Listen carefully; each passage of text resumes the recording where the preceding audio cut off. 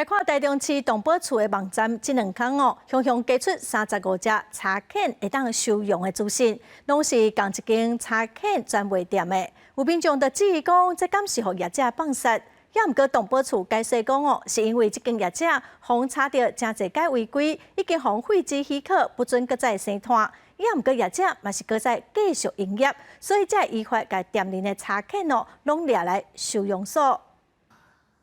一只一只的柴犬看起来介古锥，这拢是台中市动保处为拖进犬的店里带来，安置伫动物病院，甲因绑起来了后，无法度个生囝，目前拢真健康。我们现在已经结扎完，它是恢复的状况都还算不错，活力十足。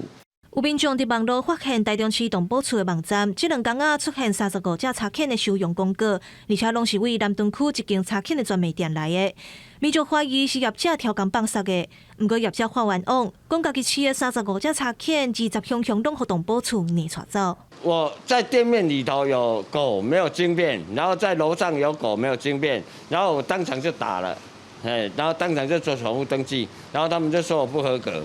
动保处解说讲，今年2月稽查业者的时阵，发现有狗仔无入晶片，嘛无确实登记生狗仔的状况。今年5月底，依法拢总甲罚19万，嘛废除伊的相关许可。所落来6月20日去复查的时阵，发现业者竟然照常咧营业，毋才会甲现场35只柴犬带回来安置。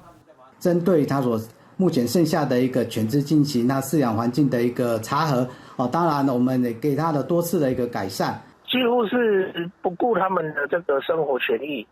那甚至用完就丢弃，那自己无力养了也不会去安置它。动保处表示，会当这寡柴犬的状况稳定了后，才开放民众认养的定书。动保团体嘛呼吁政府应该爱加强稽查的力头，避免业者利用违法拖种来赚片头。记者林建生、王良涛台中报道。